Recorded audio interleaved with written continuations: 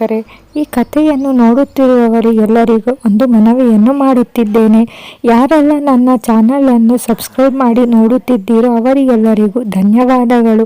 ಇನ್ನು ಯಾರು ನನ್ನ ಚಾನಲನ್ನು ಸಬ್ಸ್ಕ್ರೈಬ್ ಮಾಡಿಲ್ಲ, ದಯವಿಟ್ಟು ಕೆಳಗೆ ಕಾಣುವ ಸಬ್ಸ್ಕ್ರೈಬ್ ಬಟನ್ ಅನ್ನು ಕ್ಲಿಕ್ ಮಾಡಿ ಸಪೋರ್ಟ್ ಮಾಡಿ. ದೊಡ್ಡ ಮನೆಯಿಂದ ತಂದ ಬಟ್ಟೆಗಳನ್ನು ಹಾಕಿ ನೋಡಿದ ಹುಡುಗಿಯರಿಗೆ ತುಂಬಾ ಸಂತೋಷವಾಗಿದೆ. ನಾಳೆ ಸಂತೆಗೆ ಹೋಗಿ ಬರಲು ಹೊಸ ಬಟ್ಟೆ ಹಾಕಲು ಕನಸು ಕಾಣುತ್ತಿದ್ದಾರೆ. ಬೆಳಗ್ಗೆ ಮನಸ್ವಿಯ ಗ್ರೂಪ್ ಕಟ್ಟುತ್ತಿರುವ ಮನೆಗಳ ಹತ್ತಿರ ಹೋಗಿ ನೋಡಿಕೊಂಡು ಬರುವಷ್ಟರಲ್ಲಿ ಆಯುಷ್ ಕಾಲ್ ಮಾಡಿದ್ದಾನೆ. ಸುಮಾರು 22 ವರ್ಷದ ಅಕೌಂಟ್ಸ್ ಚೆಕ್ ಮಾಡಿದ್ದೀವಿ, ಒಂದಕ್ಕೊಂದು ತಾಳೆಯೇ ಆಗ್ತಿಲ್ಲ. ಇನ್ನೆರಡು ದಿನದಲ್ಲಿ ವಿಕ್ರಮ್ ಸಾರ್ ಹತ್ತಿರ ಫೈಲ್ಗಳನ್ನು ತಂದು ಮುಂದೆ ಇಡ್ತೀವಿ, ಆಗ ಮದುವಿನ ಬಂಡವಾಳ ಬಯಲಾಗುತ್ತೆ ಅಂತ ಚಿರುಗೆ ಹೇಳ್ತಾ ಇದ್ದಾನೆ. ಒಳ್ಳೇದಾಯ್ತು, ಬೇಗ ಮುಗಿಸಿಕೊಂಡು ಬನ್ನಿ, ಮನಸ್ವಿ ಇಲ್ಲೆಲ್ಲ ನೋಡಿಕೊಳ್ತಾಳೆ. ನಾನು ನೀನು ನಮ್ಮ ಮನೆಗೆ ಹೋಗೋಣ ಅಂತ. ಸರಿ ಅಂತ ಒಪ್ಪಿದ ಆಯುಷ್ ಕಾಲ್ ಕಟ್ ಮಾಡ್ತಾನೆ. ಮಧು ಸಂಜೆಯೇ ಬಾಟಲ್ ಹಿಡಿದು ಕುಳಿತಿದ್ದಾನೆ. ಅವನ ಕೋಪ ನೋಡಿ ಅವನ ಹೆಂಡತಿ ಮಕ್ಕಳು ಅವನ ಹತ್ತಿರ ಹೋಗೋದಕ್ಕೆ ಹೆದರ್ತಾ ಇದ್ದಾರೆ. ರಾಜಶೇಖರ್ಗೆ ಸೂಕ್ಷ್ಮವಾಗಿ ವಿಷಯ ಗೊತ್ತಾಗಿದೆ. ಹೇಗಾದರೂ ಮಾಡಿ ಮದುವಿಗೆ ಒಪ್ಪಿಸಲೇಬೇಕು ಅಂತ ಅವನನ್ನು ಹುಡುಕಿಕೊಂಡು ಮನೆಗೆ ಬಂದಿದ್ದಾರೆ.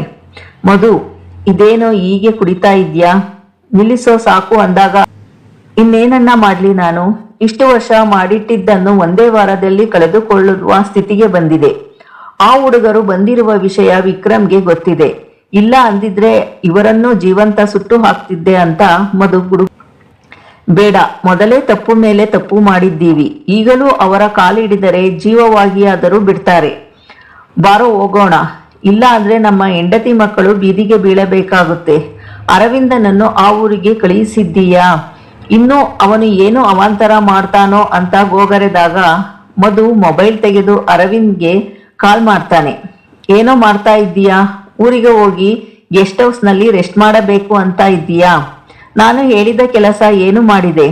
ಈಗಲೇ ತಲೆಯ ಮೇಲೆ ಕತ್ತಿ ನೇತಾಡ್ತಾ ಇದೆ.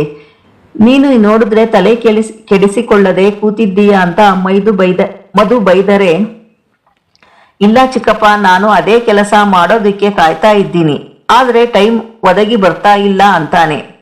ಅದು ಒದಗಿ ಬರೋಲ್ಲ, ನಾವೇ ಒದಗಿಸಿಕೊಳ್ಳಬೇಕು. ಅದೇನು ಮಾಡ್ತೀಯೋ ಏನೋ, ಆದಷ್ಟು ಬೇಗ ಕೆಲಸ ಮುಗಿಸಿ ನನಗೆ ಕಾಲ್ ಮಾಡು ಅಂತಾನೆ.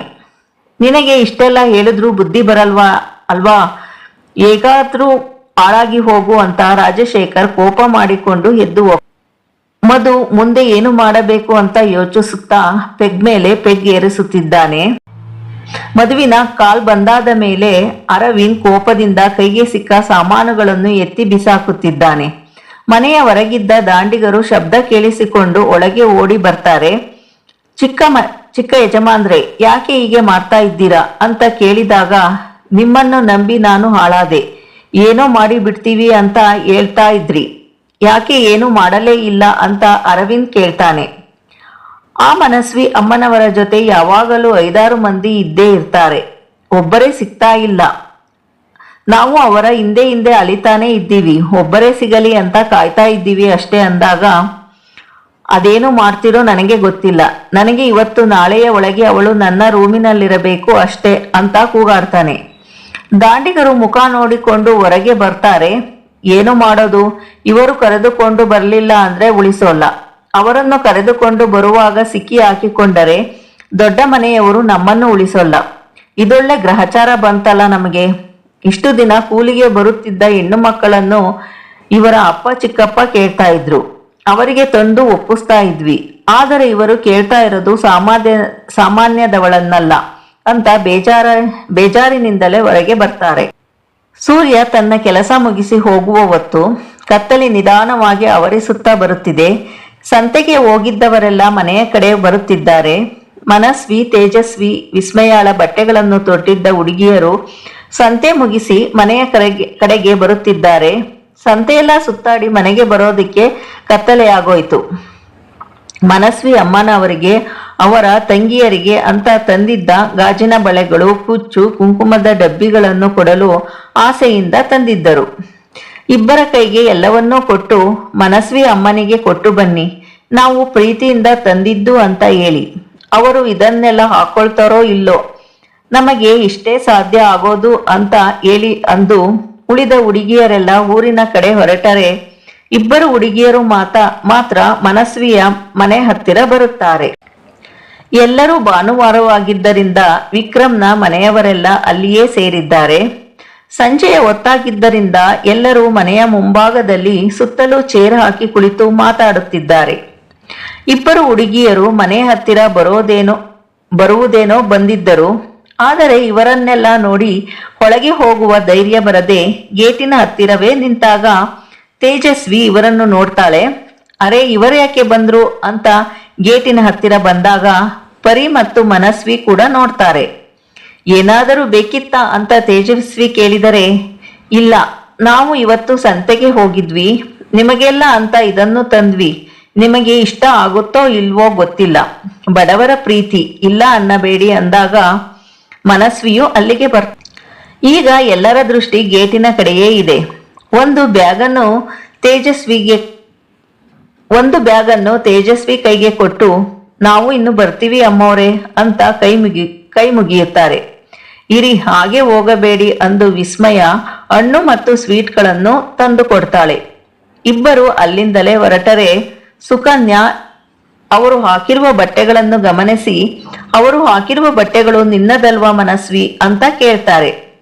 ಮನಸ್ವಿ ಹಿಂತಿರುಗಿ ನೋಡಿ, ಹೌದು ಅಮ್ಮ, ನಾವೇ ಕೊಟ್ಟಿದ್ವಿ, ಅವರಿಗೆ ಮೈತುಂಬ ಹಾಕೋದಿಕ್ಕೆ ಬಟ್ಟೆ ಇರಲಿಲ್ಲ, ನಮಗೂ ನೋಡಿ ಬೇಜಾರಾಯ್ತು ಅಂದಾಗ ಬೇರೆಯ ಬಟ್ಟೆ ತಂದು ಕೊಡಬಹುದಿತ್ತು, ನೀವು ಹಾಕಿದ ಬಟ್ಟೆಗಳನ್ನು ಯಾಕೆ ಕೊಡೋದಕ್ಕೆ ಹೋದ್ರಿ ಅಂದಾಗ, ಈಗಲೂ ತರಿಸಿ ಕೊಡೋಣ ಬಿಡಮ್ಮ, ಬಟ್ಟೆ ಇಲ್ಲದೆ ಒದ್ದಾಡುವ ಕಷ್ಟ ನನಗೆ ಗೊತ್ತಿದ್ದರಿಂದಲೇ ನಾನು ಬೇರೆ ಯಾವುದನ್ನು ಯೋಚನೆ ಮಾಡದೆ ಕೊಟ್ಟೆ ಅಂದಾಗ ಮುಂದೆ ಸುಕನ್ಯಾರವರಿಗೆ ಮಾತಾಡಲು ಆಗಲಿಲ್ಲ. ಮನಸ್ವಿ ಬ್ಯಾಗ್ನಿಂದ ಬಳೆಗಳನ್ನು, ಕುಂಕುಮದ ಡಬ್ಬಿಗಳನ್ನು ತೆಗೆದು, ಎಷ್ಟು ಚೆನ್ನಾಗಿದೆ ಬಳೆಗಳು ಅಂತ ಮನಸ್ವಿ ಕೈಗೆ ಹಾಕಿಕೊಂಡರೆ ವಿಸ್ಮಯ, ತೇಜಸ್ವಿ, ಪರಿ ಕೂಡ ಹಾಕಿಕೊಳ್ತಾರೆ. ಬೇಕಾದ ಹಾಗೆ ಚಿನ್ನದ ಬಳೆಗಳು ಇದೆ, ವಜ್ರದ ಬಳೆಗಳೂ ಇದೆ, ಅದನ್ನೆಲ್ಲ ಬಿಟ್ಟು ಈ ಗಾಜಿನ ಬಳೆ ಹಾಕಿ ಖುಷಿ ಪಡ್ತಿರಲ್ಲ ಅಂತ ಕೌಶಲ್ಯ ಅಂದರೆ ಶರ್ಮಿಳಾ ಮುಖ ಸಿಂಡರಿಸಿ ಕೂಳ್ತಾಳೆ. ಅಮ್ಮ, ಅವರು ಪ್ರೀತಿಯಿಂದ ತಂದು ಕೊಟ್ಟಿದ್ದಾರೆ, ಹಾಕಿಕೊಳ್ಳಲಿ ಬಿಡಮ್ಮ ಅಂತ ವಿನೋದ್ ಅಂತಾರೆ. ನೀವೆಲ್ಲ ಹೀಗೆ ಸಪೋರ್ಟ್ ಮಾಡ್ತಾ ಇರೋದಕ್ಕೆ ಮಕ್ಕಳೆಲ್ಲ ಈ ರೀತಿ ಹಾಳಾಗಿರೋದು. ರಾಜ ಮನೆತನದವರು ಯಾರೊಂದಿಗೆ ಬೆರೆಯಬೇಕು ಅನ್ನೋದನ್ನೇ ಮರೆತಿದ್ದಾರೆ ಅಂದಾಗ ಪರಿ ಕೂತಿದ್ದವಳು ಎದ್ದು ಒಳಗೆ ಹೋಗ್ತಾಳೆ. ಅಮ್ಮ, ವಯಸ್ಸಾಯ್ತು, ನಿಮಗೆ ಬುದ್ಧಿ ಬರಲಿಲ್ಲ ಅಷ್ಟೇ. ಆ ಹುಡುಗಿ ಬೇಜಾರಾಗಿ ಒಳಗೆ ಹೋಯ್ತು. ನಮ್ಮ ಮನಸ್ವಿಯ ಕಷ್ಟ ಸುಖದಲ್ಲಿ ಯಾರು ಭಾಗಿಯಾಗಿರ್ತಾರೆ ಅವರೇ ನಮ್ಮ ಸಂಬಂಧಿಕರು. ಇನ್ನೊಮ್ಮೆ ಯಾರಿಗೂ ನೋವಾಗುವಂತೆ ಮಾತಾಡಬೇಡಿ ಅಂತ ಜೈ ಅಂತಾರೆ. ಹೋಗಲಿ, ಆ ವಿಷಯ ಇಲ್ಲಿಗೆ ಬಿಟ್ಟು ಬಿಡಿ, ನಾವೆಲ್ಲ ಮನೆಗೆ ಹೋಗೋಣ, ಟೈಮ್ ಆಯ್ತು ಅಂತ ಪದ್ಮಿನಿ ಅಂತಾರೆ. ಎಲ್ಲಾ ವಿಷಯಗಳನ್ನು ಹೀಗೆ ಅರ್ಧದಲ್ಲೇ ಬಿಟ್ಟು ನಮ್ಮ ಮಕ್ಕಳೇ ನಮ್ಮ ಮಾತನ್ನು ಕೇಳದೇ ಇರುವ ಆಗಿರುವುದು. ನಾವು ಮನೆಯಲ್ಲಿ ಒಂದು ಮಾತಾಡುವ ಆಗಿಲ್ಲ, ಮಾತಾಡಿದರೂ ಅದಕ್ಕೆ ಬೆಲೆಯೂ ಇಲ್ಲ ಅಂತ ಶರ್ಮಿಳಾ ಕೋಪದಿಂದ ಹೇಳ್ತಾರೆ. ಈಗ ಏನೂ ಆಗಬೇಕು, ಅದರ ಕಡೆ ಗಮನ ಕೊಡಿ, ಬೇಡದ ಇರುವ ಮಾತೇಕೆ ಅಂತ ವಿಕ್ರಮ್ ಅಂದಾಗ ಮನಸ್ವಿ, ಅಕ್ಕ, ಎಲ್ಲರೂ ಗರಂ ಆಗಿದ್ದಾರೆ, ಎಲ್ಲರಿಗೂ ಜ್ಯೂಸ್ ಕೊಡಿ, ಕೂಲ್ ಆಗಲಿ ಅಂತ ತೇಜಸ್ ಅಂದಾಗ ಮನಸ್ವಿಯ ಜೊತೆ ವಿಸ್ಮಯ ಕೂಡ ಒಳಗೆ ಹೋಗ್ತಾಳೆ. ಮನಸ್ವಿ ಏನೇ ಕೊಟ್ಟರೂ ಬೇಡ ಅನ್ನದಂತ ಮನೆಯವರು ಈಗ ಜ್ಯೂಸ್ ಕೊಟ್ಟರೆ ಬೇಡ ಅಂತಾರೆಯೇ? ಇಬ್ಬರು ಹುಡುಗಿಯರು ನಾವು ತಂದಿದ್ದನ್ನು ಖುಷಿಯಿಂದ ತೆಗೆದುಕೊಂಡ್ರು ಅಂತ ಸಂತೋಷದಿಂದ ನಡೆದು ಬರ್ತಾ ಇದ್ದಾರೆ. ದಾಂಡಿಗರು ಅರವಿಂದ್ ಬೈದದ್ದನ್ನೇ ನೆನೆಸಿಕೊಂಡು ಬರ್ತಾ ಇದ್ದವರು ದೂರದಲ್ಲಿ ಹುಡುಗಿಯರು ಬರುತ್ತಿರುವುದನ್ನು ನೋಡಿ ನಿಂತೇ ಬಿಟ್ಟರು. ಕತ್ತಲೆಯಾದ್ದರಿಂದ ಹುಡುಗಿಯರ ಮುಖ ಅಷ್ಟಾಗಿ ಕಾಣಿಸ್ತಿಲ್ಲ. ಜೊತೆಗೆ ಭಾರಿ ಬೆಲೆಯ ಬಟ್ಟೆಗಳನ್ನು ಈ ಊರಿನಲ್ಲಿ ತೊಡುವವರು ಯಾರು ಅಂತ ನೋಡುತ್ತಿದ್ದಾರೆ. ಅಲ್ಲಿ ಬರ್ತಾ ಇರೋದು ಮನಸ್ವಿ ಅಮ್ಮನೇ. ಆ ಬಟ್ಟೆಯನ್ನು ಮನಸ್ವಿ ಅಮ್ಮ ಹಾಕಿಕೊಂಡಿರೋದು ನಾನೇ ನೋಡಿದ್ದೀನಿ ಅಂತ ಒಬ್ಬ ಅಂದಾಗ ಇನ್ನೊಬ್ಬ, ಹೌದು ಹೌದು, ಅದು ಮನಸ್ವಿ ಅಮ್ಮನೇ, ನನಗೆ ಚೆನ್ನಾಗಿ ಗೊತ್ತು ಅಂತಾನೆ.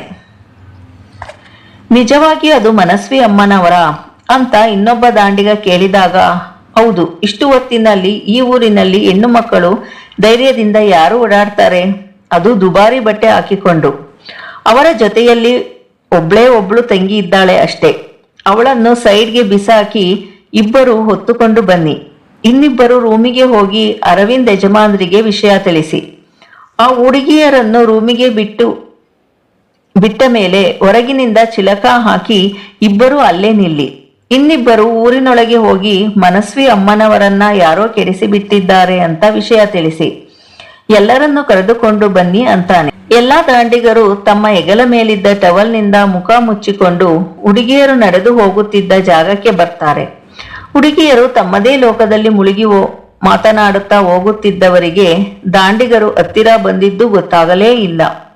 ಇಂದಿನಿಂದ ಮನಸ್ವಿ ಅಂತ ತಿಳಿದು ಅವಳ ಮುಖಕ್ಕೆ ಟವಲ್ ಸುತ್ತಿ ಬಾಯಿ ಮುಚ್ಚಿದರೆ ಇನ್ನಿಬ್ಬರು ಬಂದು ಅವಳನ್ನು ಅನಾಮತ್ತಾಗಿ ಎತ್ತುಕೊಂಡಿದ್ರು. ಇನ್ನೊಬ್ಬಳ ತಲೆಗೆ ಹಿಂದಿನಿಂದ ಹೊಡೆದರೆ ಅವಳು ಮಕಾಡೆ ಮಲಗಿದ್ದು ಅವಳಿಗೆ ಕೂಗಿಕೊಳ್ಳಲು ಶಕ್ತಿ ಇಲ್ಲದಂತಾಗಿದೆ.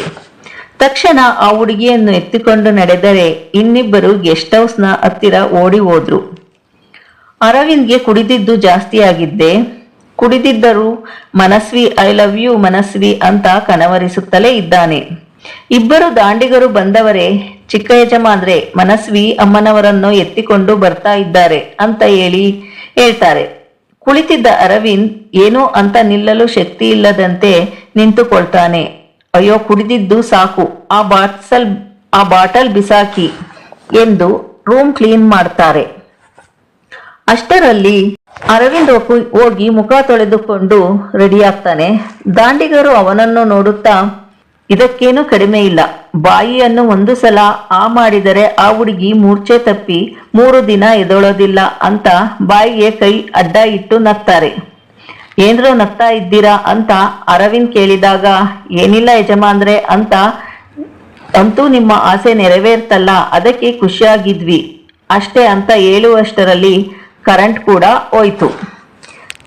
ಈ ಕರೆಂಟ್ ಕೂಡ ಈಗಲೇ ಹೋಗಬೇಕಾ ಅಂತ ಹೇಳುವಷ್ಟರಲ್ಲಿ ಆ ಹುಡುಗಿಯನ್ನು ತಂದು ಹಾಕಿದ್ದಾರೆ. ಬಾಯಿಗೆ ಬಟ್ಟೆ ತುರುಕಿದ್ದರಿಂದ ಆ ಹುಡುಗಿಗೆ ಮಾತನಾಡಲು ಆಗುತ್ತಿಲ್ಲ. ಆ ಹುಡುಗಿ ಎದ್ದೇಳಬೇಕು ಅಂದಾಗ ದಾಂಡಿಗನೊಬ್ಬ ಅವಳನ್ನು ಜೋರಾಗಿ ನೂಕಿ ಕೈ ಕಟ್ಟುತ್ತಾನೆ. ನಿಧಾನಕ್ಕೋ ನನ್ನ ಮನಸ್ವಿಗೆ ನೋವಾಗಲ್ವಾ ಅಂತ ಅರವಿಂದ್ ಅಂದಾಗ ಆ ಹುಡುಗಿಯ ಕಣ್ಣಿಂದ ನೀರು ಜಾರುತ್ತೆ. ಇವರು ಮನಸ್ವಿ ಅಮ್ಮನವರನ್ನು ಕರೆದುಕೊಂಡು ಬರಬೇಕು ಅಂತಿದ್ರ? ಅವರ ಬಟ್ಟೆ ಹಾಕಿದ್ದಕ್ಕೆ ನನ್ನನ್ನು ಕರೆದುಕೊಂಡು ಬಂದಿದ್ದಾರೆ. ನಾನಲ್ಲ ಮನಸ್ವಿ ಅಮ್ಮನವರು ಅಂತ ಹೇಳಬೇಕು ಅಂತ ಅವಳು ಒದ್ದಾಡಲು ಶುರು ಮಾಡಿದಾಗ ಇದಿಷ್ಟು ಇವತ್ತಿನ ಸಂಚಿಕೆಯಾಗಿದೆ. ಮುಂದೆ ಏನೆಲ್ಲ ಆಗುತ್ತದೆ ಎಂದು ನಾಳಿನ ಸಂಚಿಕೆಯಲ್ಲಿ ನೋಡೋಣ.